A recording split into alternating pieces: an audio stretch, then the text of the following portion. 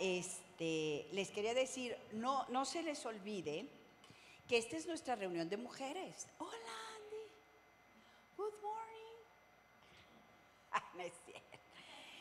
Es que saben que el otro día estaba platicando con unas amigas pastoras y decían, ay, que mis hermanas, que nuestra reunión de los miércoles, de los jueves y no sé qué. Y mi hermana me dice, ¿tú ya no tienes reunión de mujeres? Le dije, claro que sí. Nuestra reunión es los domingos y no sé si ustedes lo saben, pero nuestra reunión es los domingos porque ustedes, algunas no pueden entre semana. ¿Están de acuerdo?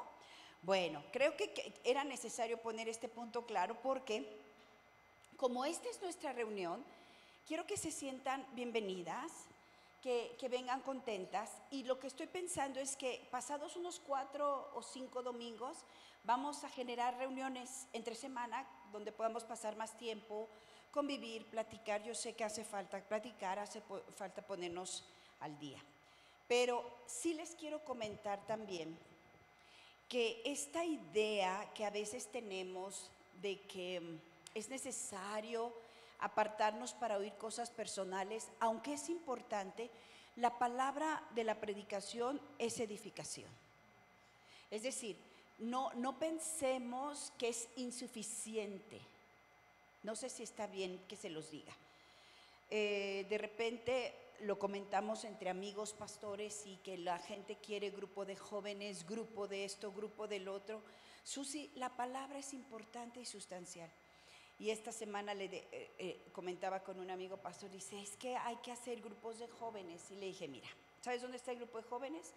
Apártate 3 hileras de filas los domingos y diles, aquí está el grupo de jóvenes, pero la palabra que se da a la congregación es la que tenemos que comer todos. Así que, hermanas mías, nada sustituye la prédica. Pero mientras tengamos oportunidad de estar hablando grupos de mujeres, vengan, este grupo es para ustedes. A mí me gusta que estemos más. Y fíjate, Susi, que con tristeza te puedo decir que había más los jueves. Entonces ya me está dando como que la idea de decir, bueno, será, animémonos, ¿ok? Esta es una cita. Esta es una cita y algunas que trabajan saben que lo hacemos para que ustedes vengan. Porque otras bien podríamos venir el jueves, ¿verdad? Y ya estaríamos tamales. Claro. Éramos más y más animosas y ahora las veo así como muy apachurradas. No, ánimo. No les voy a pedir lo de siempre, pero ustedes saben, un grito de júbilo. Pero estamos contentas, amén. Ok, hoy vamos a tocar un tema sumamente importante porque lo que hemos venido hablando las últimas semanas tiene que ver con qué. Como ser hijas de Dios, qué cosas, qué conceptos tienen que estar en su lugar. ¿Se acuerdan que les dije? No es mi opinión, no es tu opinión, no es lo que yo creo, son temas donde cada una de nosotras vamos a tener la misma opinión. Hemos hablado de las pruebas, hemos hablado de la tentación y hemos quedado claros, no es mi opinión, es lo que Dios dice. Y hoy, como a la mitad de toda esta enseñanza, elegí este tema porque me parece relevante y me parece que no lo hemos tocado como debe de ser. Y aunque es un tema, yo le llamaría medular en la vida del creyente, a veces lo tocamos como muy diluido. Y creo que le podría yo poner como nombre a esta clase, el pecado en su lugar. ¿Qué tal las mamás? Todo el tiempo estamos, ¿me pones eso? Y ponme a ese. o cuando hablamos de temas importantes, como vamos a poner las cosas en su lugar, los puntos sobre las íes. Mientras preparaba la clase yo dije, creo que hay un tema que hay que poner en su lugar, Leti. El pecado en su lugar. Y de una vez te digo, Maribel, y te digo, Lupita, una mujer creyente que tiene el pecado en su lugar, tiene toda la posibilidad para cambiar su vida. Otra, no. Si tú y yo estamos aspirando a tener vidas transformadas, renovadas, si tú quieres una vida renovada en tus hijos, una vida de transformación en tu hogar, el pecado debe estar en su lugar.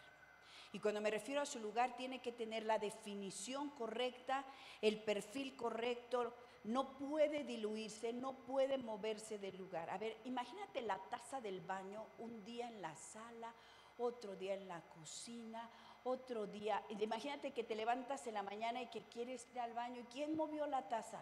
Así de grave es cuando adaptamos y adoptamos al pecado cada una como bien le parece.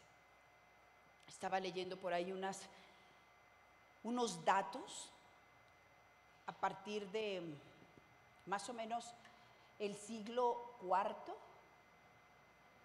la Iglesia Católica queriendo atraer a las personas y atrayéndolas. Lo primero que cambió en cuanto a definición fue la definición de pecado. Al grado que el día de hoy cada uno tiene su propio concepto y aún hay personas que les hablas de pecado y se hacen atrás como si huyeran. Hay otras que nos creímos expertas, pero lo cierto es que llevamos muchos siglos no teniendo clara una definición y eso es un problema. Me gusta mucho que las últimas, no sé, en unos meses anteriores, los que estamos en el instituto estudiando, ¿se acuerdan que estudiamos el problema del hombre? Y hoy podemos decir cuál es el problema del hombre. ¿Cuál es el problema del hombre? El pecado. Entonces, cuando tú vas a la casa de una amiga y tiene problemas económicos, ¿tú qué lees? Pecado. Y cuando hay problemas en un matrimonio, ¿tú qué ves? Pero no es pecado, Susi, escúchame, es que sabes que mi esposo viaja mucho, es que yo... ¿Tú qué lees? Pecado. Cuando hay un hijo rebelde, es que sabes que le falta a su papá. ¿Qué leemos nosotras? Pecado.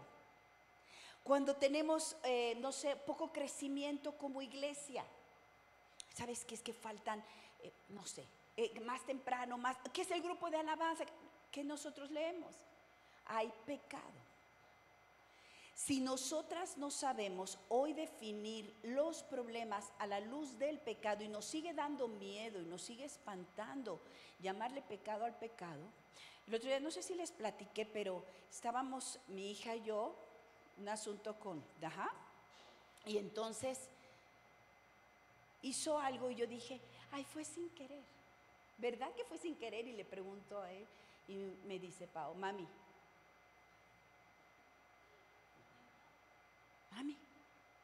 Y yo, pues que sí fue sin querer.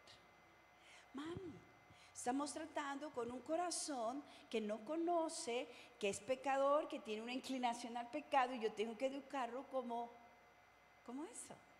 No corrijamos. Y entonces es cuando vemos a tu hijo, a tu nieto, a tu mami tan lindos, tan hermosos, es difícil verle rostro de pecado, pero es pecado. Por eso para mí era muy importante que esta clase se llame que las hijas de Dios tenemos el pecado en su lugar. ¿Lo portes tú o lo porté yo? Siempre les he dicho, esta escena de Natán con David, creo que a todas nos ha gustado. Pero de las cosas más hermosas de esa escena de Natán con David es que Natán le describe una escena que para David, un hombre temeroso de Dios, obviamente se veía el pecado. ¿Cómo es posible? Y Natán le dice, ese eres tú. Y David pudo en ese momento salir huyendo y decir, o defenderse como todos nosotros, o argumentar. ¿Y qué hizo Are?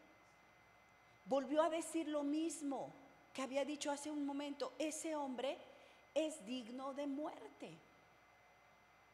Es decir, si tú ves el pecado en mi mamá o en mí, lo tienes que ver como si lo vieras en ti. Desafortunadamente, cuando se trata de otros, le decimos, ese hombre está pecando, esa mujer está pecando. Pero cuando lo veo en mí, lo veo de una manera distinta, porque encuentro argumentos, porque nuestro corazón es engañoso, porque nuestra mente nos va a decir que somos buenos. Estaba también por ahí viendo unas notas, la probabilidad de que una persona se considere genuinamente mala es del 1%. ¿Tú has oído personas que dicen, no, yo sé que soy malo? Así empieza su discurso. Pero es nada más una entrada. De ahí en fuera, nadie nos creemos malos. Nadie nos creemos malos. ¿Sabes lo que se ha tardado el Señor en convencernos a través de la Escritura que somos malos? Se ha tardado. Yo no sé cuánto lleves escuchando la palabra de Dios, pero créeme, no fue a la primera que entendimos que éramos malos. A la primera lo oímos y dijimos, ¡ay, qué barbaridad! Pero creíste que estabas fuera de eso. Luego creíste que eras malo en un cierto porcentaje. Pero realmente reconocernos malos es de la misma manera que para mí es difícil reconocer que en Él hay maldad. Porque el amor, hermanas, el amor nos hace pensar de nosotros mejor de lo que creemos que piensa Dios de nosotros. Pero el pecado nos rodea. El pecado está ahí. ¿Dónde está el pecado según la palabra de Dios? ¿Se acuerdan? En nuestros miembros. ¿Tú te imaginas dónde está? ¿Será difícil deshacerse de él? Claro que es difícil deshacerse de él. Está en nuestros miembros. Está ahí latente. El pecado no es algo, fíjense lo que decía un autor, el pecado no es solo una acción. A veces pequé, no. Es una condición. ¿Se acuerdan que nacimos en pecado? O sea, no solo una acción, es una condición, es una postura, es una forma de ver la vida y también es un diagnóstico divino. El pecado, hermanos, déjenme decirlo de esta manera, queridas, porque solo así vamos a poder aspirar a una transformación. El pecado, Maribel, es algo serio. El pecado es algo serio. Yo no sé si con esta introducción que acabo de darles sientan un deseo genuino de entenderlo. De verdad, de entenderlo. Que seamos expertas. Que seamos personas que cuando hablamos de pecado sabemos de lo que estamos hablando. Que lo podemos ver donde esté.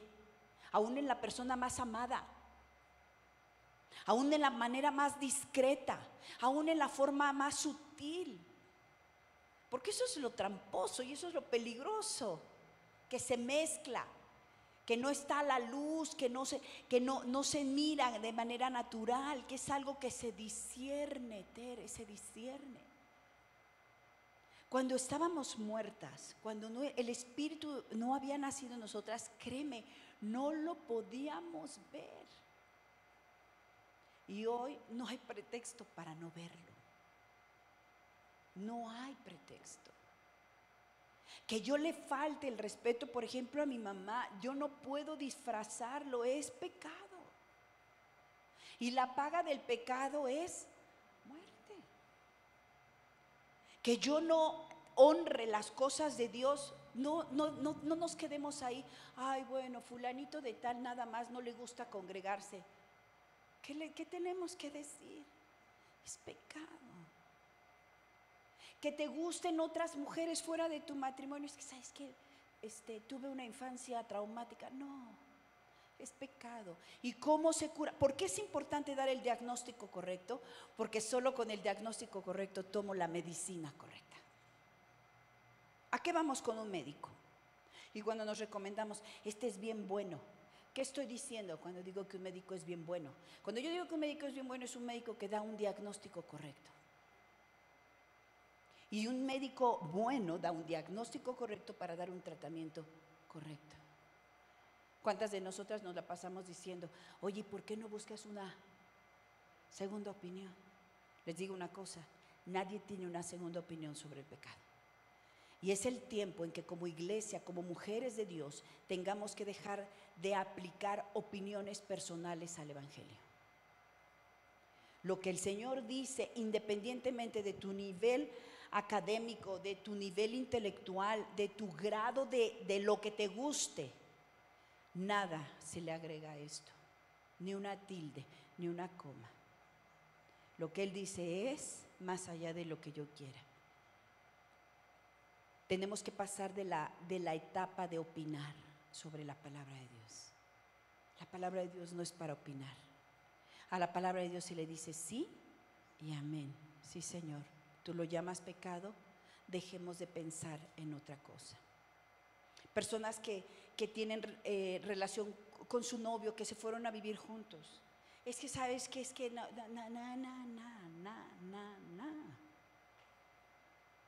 que nos estemos acostumbrando no lo hace, ¿cómo le llaman ahora? La normalidad, esa palabra, ¿cómo nos ha venido a torcer? A todo le llamamos la nueva normalidad. ¿Y cómo le llama Dios a la nueva normalidad? ¿Y cómo le tengo que llamar yo? ¿Y cómo lo puedo tratar si quiero erradicarlo?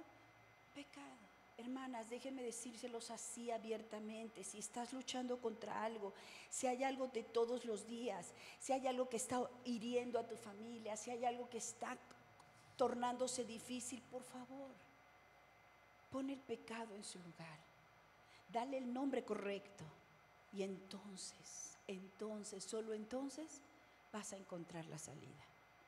Antes de eso, vas a dar vueltas y vueltas y vueltas, te vas a desgastar, vas a avergonzar el evangelio. Y como los perros, no terminas por echarte. Ay, mi perrita el otro día daba vueltas. Sí, aquí lo estoy fildeando, no te creas. No te creas, entre que estoy y estoy. Y estaba mi perrita, daba vueltas y vueltas, me levanto y le digo, ya. Y le aplasto la cadera así, para que se siente. No los desesperan. Y bueno, y así creo que estamos nosotros. ¿Y qué será? ¿Y qué será? ¿Y qué será? Y entonces venimos una mañana como hoy y nos hacemos así. Pecado. Fíjense que en estas tantas generaciones donde el pecado cada quien definió como quiso. Y díganme si no fue una muy buena artimaña del diablo. Decir, bueno, nada más los desvío y entonces nunca le dan al blanco. Hay 3 formas de vivir con respecto al pecado. Una es una ignorancia genuina. ¿Cuál es esa ignorancia genuina? Personas que nunca han oído. Si las conocen, yo conozco. Que verdaderamente nunca han oído el término, nunca les ha venido la intención de oírlo, nada. Esas personas tienen una ignorancia genuina. No por eso están perdonados ni disculpados. Estoy hablando de cómo está el mundo. Hay otros que tienen una ignorancia mediana. Saben lo que quieren saber del pecado, ignoran lo que quieren ignorar. Es como una ignorancia selectiva. De ahí se hicieron teorías del pecado, como que hay pecados grandes, chiquitos, capitales, pecados que afectan a otros, pecados que merecen la horca, otros que no. Pero en realidad es una selección del pecado, ¿sale? Y la más dolorosa de todas esas es la ignorancia a la que nosotras muchas veces caemos, y es la ignorancia intencional. Tú y yo hemos oído del pecado, hemos hablado del pecado, hemos llorado nuestro pecado porque la cruz nos lo recuerda, y sin embargo intencionalmente vivimos como si no lo conociéramos. Quiero hacer una pausa ahorita para que meditemos, porque yo la hice mientras se preparaba mi estudio. Cierren un poquito sus ojos, un momentito. Y te voy a hablar como me hablé por el Espíritu mientras preparaba esto. Hay algo que está realmente ya rebasando tus límites de tolerancia en tu propia vida, que te está dejando sin aliento la mayor parte del tiempo, que incomoda a los que están cercanos y lejanos. Hay algo, fíjate bien, hermana, te lo voy a decir como me lo dije, y espero en el Espíritu que te inquiete tanto como a mí para poner atención a esta clase. Hay algo de lo que estás harta en ti, en tu casa, en tu rutina, en tu entorno. Algo de lo que estás harta cuando oyes un nombre. Quizá cuando te miras al espejo, quizá cuando te quedas a solas. Hay algo que verdaderamente puedes decir, esto es demasiado, lleva demasiado tiempo a mi lado. Antes de responder de la misma manera que normalmente te responderías y culparías a otros y quizá volverías a ser la víctima o quizá volverías a ser inocente, yo te pregunto, ¿cabe en la respuesta a lo que te estás preguntando el término pecado? ¿Cabe la posibilidad que en medio de tus propios autovalores y autoafirmación y en tus mejores conceptos de ti misma, cabe la posibilidad de que hay pecado en tu vida? Que estás practicando pecado, que estás omitiendo pecado, que estás escondiendo pecado, que estás fomentando pecado en otros, que estás diluyendo el pecado. Cabe la posibilidad de que en algún momento, en alguna parte en tu vida, en tu ámbito, no has puesto el pecado en su lugar. Si es así, solo hay una salida. Arrepiéntete.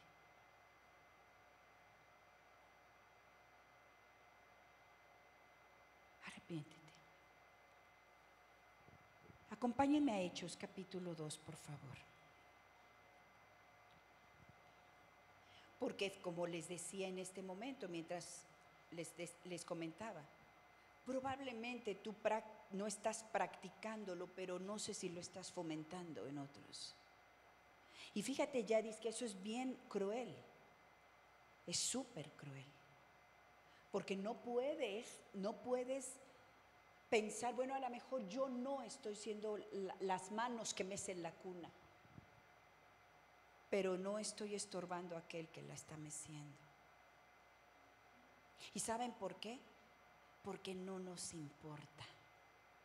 Y no nos importa ni amamos lo suficiente a alguien para decirle que está pecando, porque si Dios nos vino a amonestar del pecado es por amor.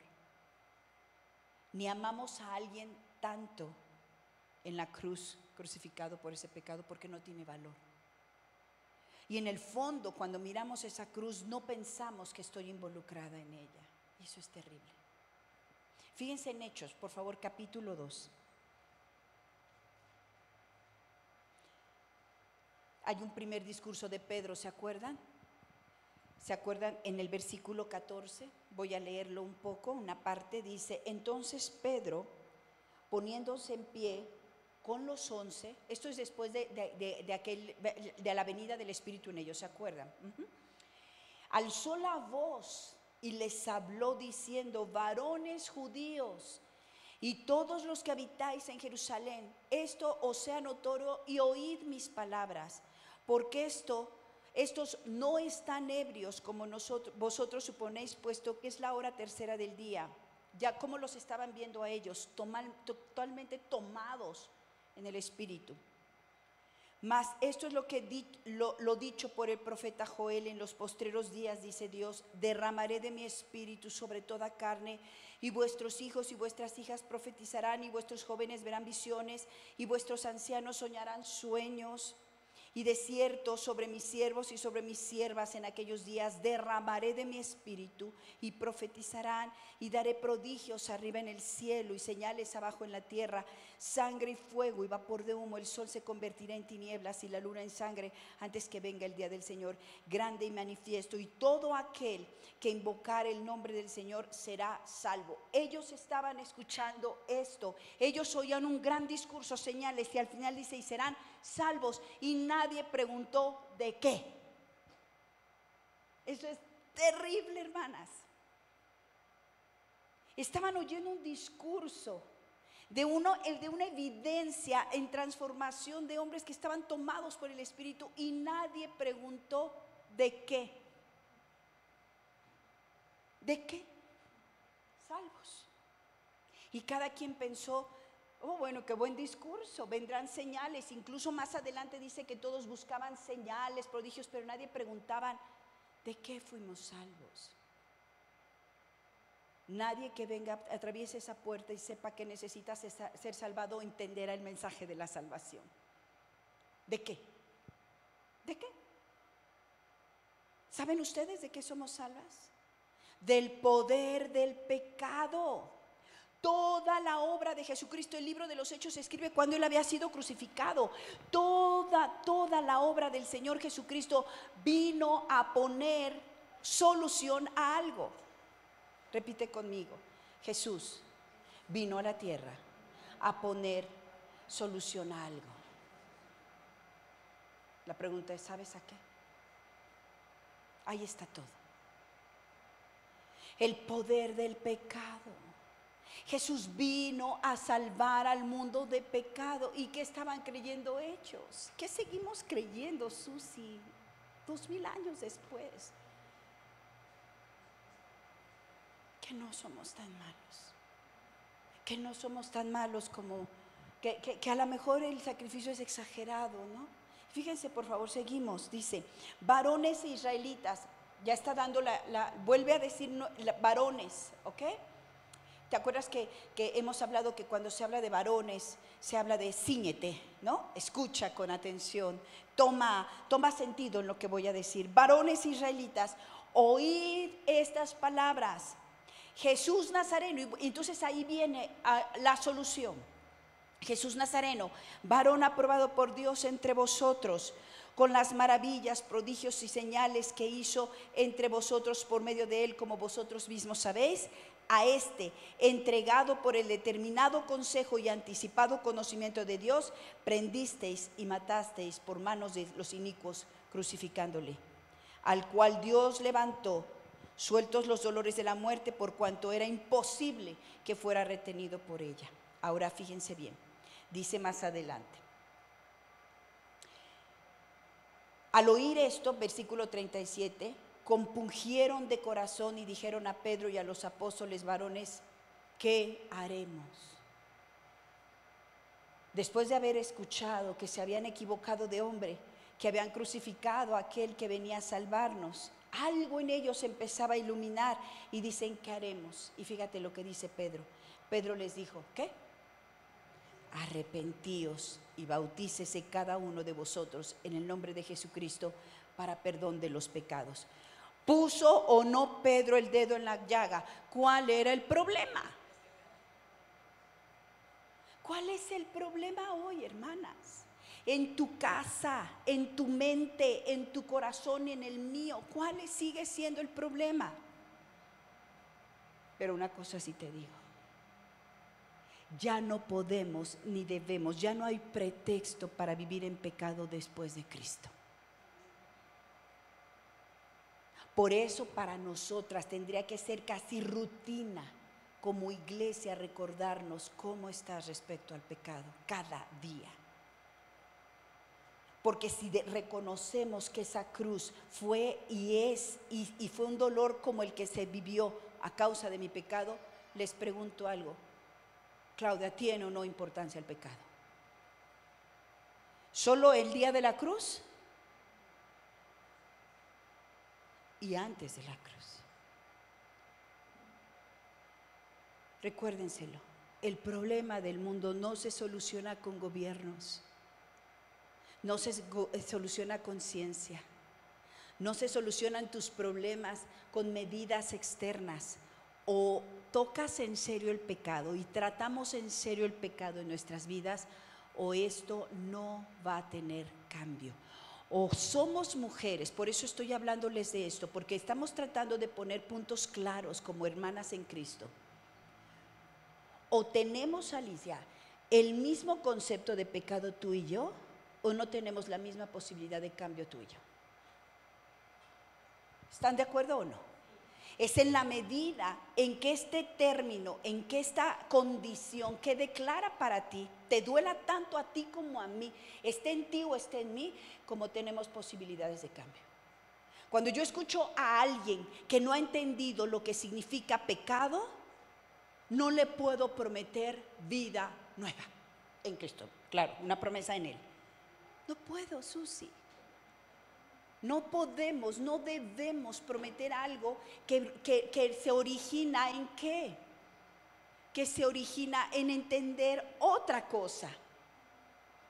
Todo el ministerio del Señor Jesús tuvo que ver con tratar el problema del hombre, que es el pecado. Ese fue el ministerio. Ellos venían a darle sus problemas y Él les enseñaba su problema. ¿Se acuerdan? Siempre. No puedo subir, no puedo entrar para ser sanado. Ese no es tu problema. Tus pecados te son perdonados al paralítico. ¿Cuál era el problema del paralítico según el paralítico? Su parálisis. ¿Cuál era el problema del paralítico según Dios? Tus pecados. Según ustedes, según yo tengo un tipo de problema. Y según según Dios, ¿qué crees, Laura? Tu problema tiene otro nombre. Por eso les digo, mientras nosotros no toquemos el tema del pecado con las palabras y la seriedad que la cruz nos lo demanda, nosotros no tenemos posibilidades de cambiar y mucho menos de ser transformadas. ¿Alguna de ustedes ha sentido en momentos que no pasa nada en sus vidas? ¿Alguna de ustedes ha sentido eso?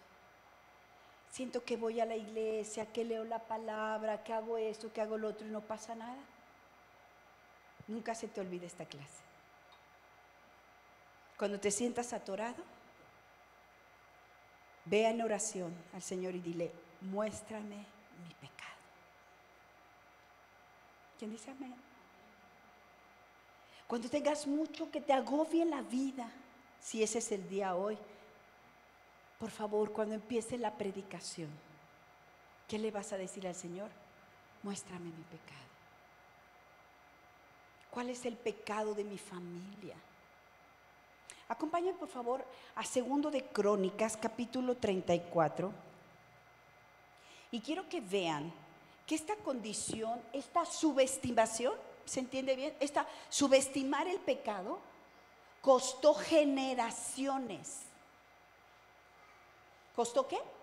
Generaciones. Quienes estamos entendiendo la historia de la redención, ¿sabemos? Oh my God, fui yo. Mi café. Gracias. Las que estamos entendiendo la historia de la redención, sabemos que el mundo ha ido de subidas y bajadas. Cuando tomaron en cuenta a Dios y cuando no tomaban en cuenta a Dios. Este es el indicativo. No es cuestión de guerras, no es cuestión de nada. ¿Tomaron en cuenta a Dios? No tomaron en cuenta. Las naciones las tenemos identificadas por naciones que tomaron en cuenta a Dios y naciones que no han tomado en cuenta a Dios. ¿Tú crees que eso nada más se quedó hasta ahí? No, hay familias que se distinguen. ¿Por qué? Familias, no son familias exitosas o familias con hijos, no, son familias que tomaron en cuenta a Dios o que no tomaron en cuenta a Dios. Matrimonios, ay, qué bonita pareja, hicieron lo bueno, no, son matrimonios, ay, es que eran tal para cual, no, que tomaron en cuenta a Dios y los que no lo tomaron. ¿Estamos? Y habemos mujeres que han tomado en cuenta a Dios y las que no han tomado en cuenta a Dios. No es cuestión de suerte, Are. No es cuestión de condición social. No es cuestión de que si soltera o casada. No es cuestión de que si fuiste a la escuela o no fuiste a la escuela. Es una cuestión de ¿qué? Si tomaste o no a Dios en cuenta. Algunas mujeres muy afortunadas crecieron en familias donde la familia había tomado en cuenta a Dios. Hay familias, hay personas que sus abuelos tomaron en cuenta a Dios y hace una diferencia. Platicaba con mi mamá hace unos días. Le dije: mami, hubiera sido diferente si tus papás, dice, totalmente. Mis papás no solo ignorantes, sino idólatras, y lo vemos. Nuestra nación, hermanas, nuestra nación es una nación idólatra.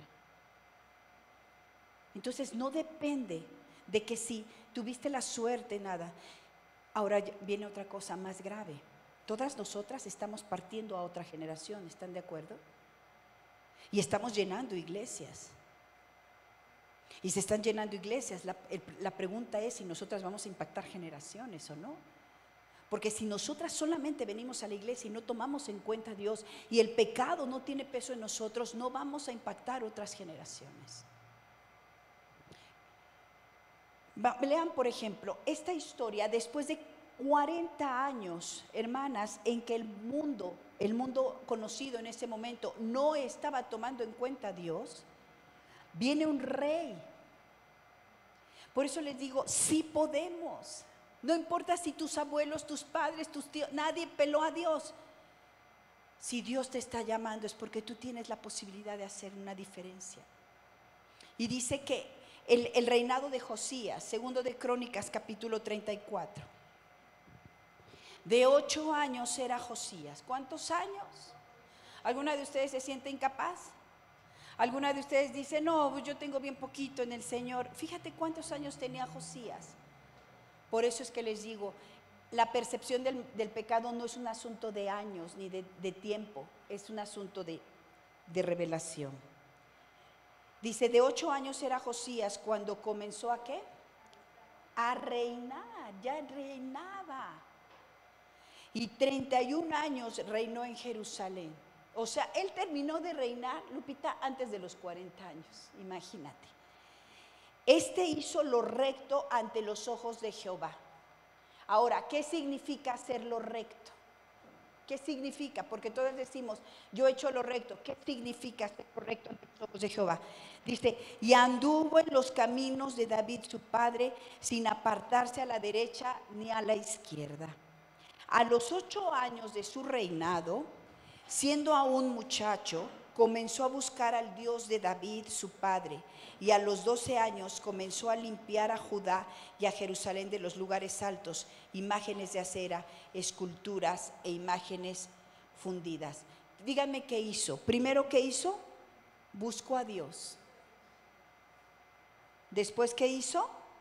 Limpió. ¿Cómo se trata con el pecado, hermanas? Primero buscas a Dios, Mari. Primero buscas a Dios. Y luego, ¿qué hago? Una limpieza que consiste en derribar. ¿Qué derribó? Lugares altos. ¿Qué significaba eso? Dioses ajenos, imágenes de acera, esculturas e imágenes fundidas. ¿Eso qué tiene que ver conmigo en mi diario vivir? ¿Qué tengo que limpiar? Todos los dioses ajenos que se han levantado, a los que he adorado. ¿Pueden ser personas? ¿Pueden ser lugares? ¿Pueden ser costumbres? Puede ser tú, pueden ser ideologías, pueden ser filosofías, pueden ser conceptos. Un rey de 8 años sabía lo que no estaba bien. Yo muchas veces, y seguramente ustedes también, he estado en momentos en mi vida donde yo digo, no sé por dónde empezar.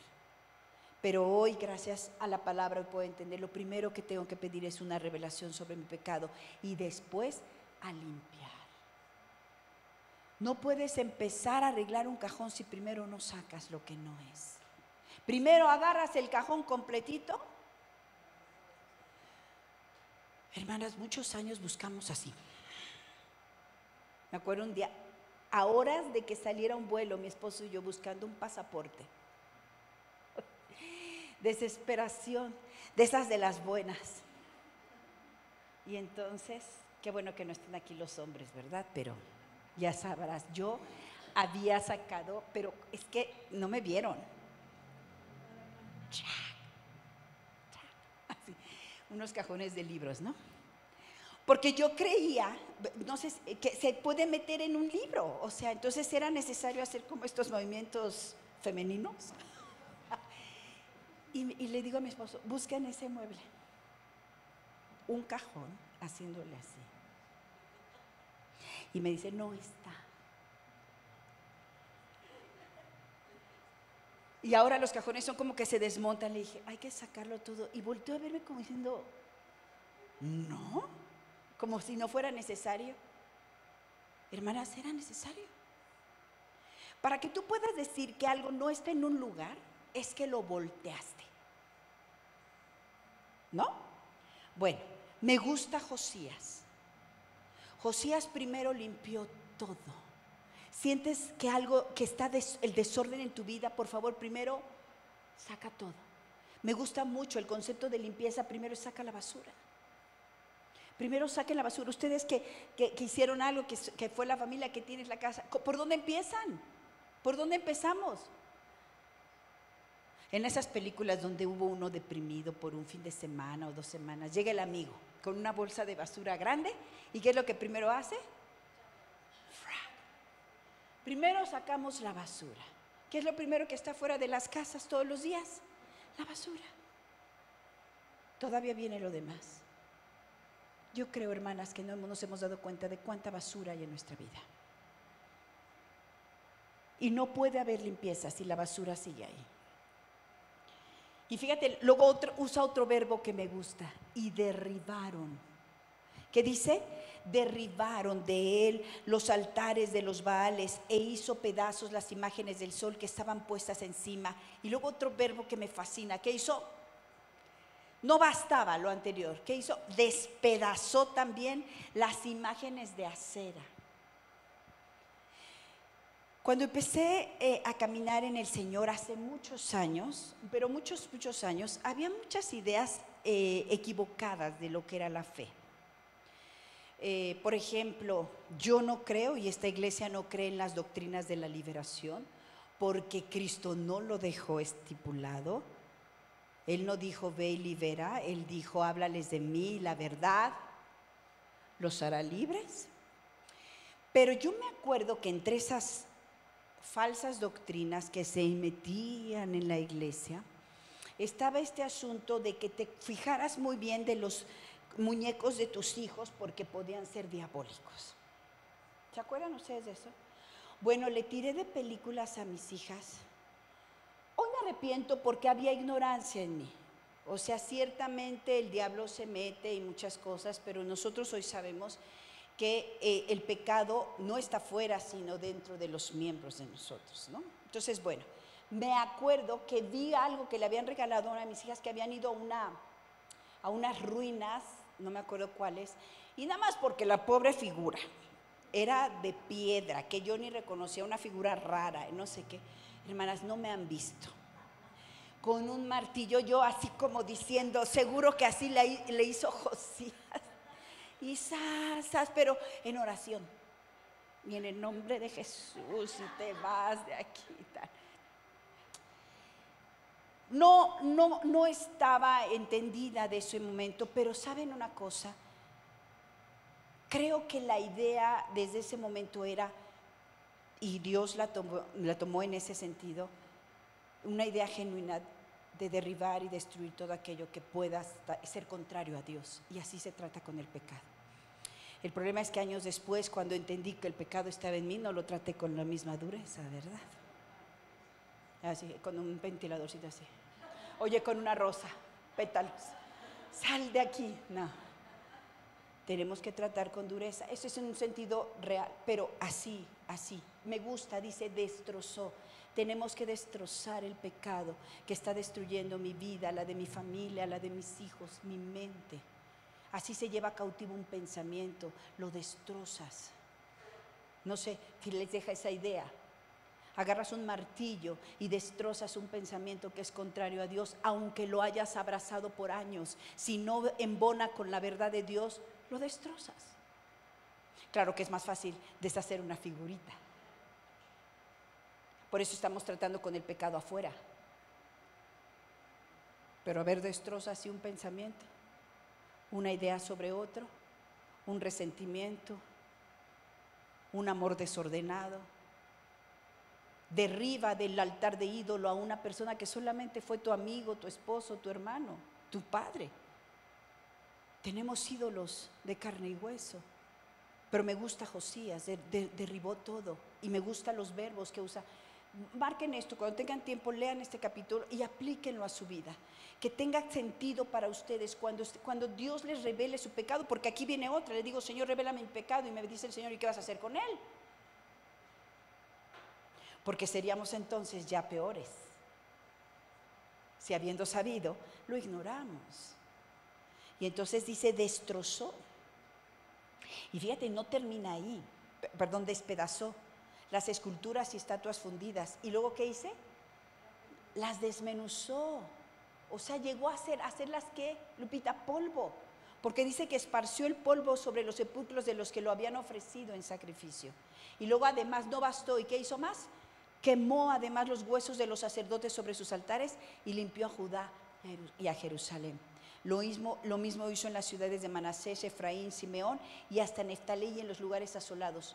Y cuando hubo derribado los altares y las imágenes de acera y quebrado y desmenuzado las esculturas y destruido todos los ídolos por toda la tierra de Israel, volvió a Jerusalén. Hay trabajo por hacer. El pecado se trata a profundidad. No solo dime cuál es mi pecado, no solo hablemos del pecado, Susi, no solo maquillemos el pecado, no solo lo interpretemos, no solo lo oremos en todo caso. Tengo un trabajo que hacer, destruirlo hasta que no se vuelva a levantar. ¿Se acuerdan cuando cantamos, alcancé a mis enemigos, los destruí, los atravesé y no se levantaron? ¿Cuáles son mis enemigos? El pecado. Sería fácil decir nada más, tenía nombre de persona. No, está en nosotros. Así que yo las animo como hermanas en Cristo. O ponemos en su lugar el pecado, o estamos en un serio problema. Hicimos una reflexión, tienes un trabajo que hacer.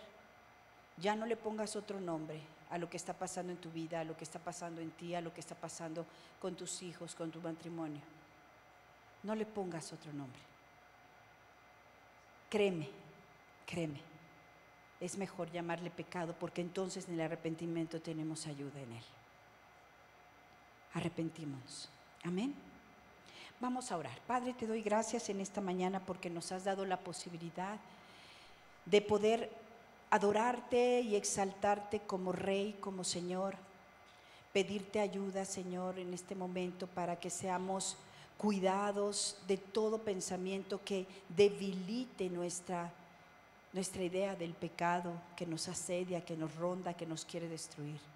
Ayúdanos a verlo como un león peligroso que está al acecho en todo momento y que puede seducirnos, tomarnos, que no subestimemos nuestros actos, nuestras palabras, nuestras inclinaciones, que no le cambiemos de nombre. Ayúdanos, si acaso nuestra mente nos engañara, a buscar un hermano en fe que me diga, dime cómo se llama esto, desde la perspectiva de Dios. Y que podamos, en lugar de resistirlo, escondernos o enfadarnos, al contrario, Dios, enfrentarlo, como les dijo Pedro, varones, valientes, oíd y arrepentíos. Gracias, Señor, porque nos has dado hoy una puerta que podemos abrir todos los días, un encuentro contigo, pedir perdón y recibir ayuda, Señor. Que ninguna de nosotros, Señor, se acostumbre a vivir en pecado, asumiendo que tiene una mejor interpretación o una mejor salida.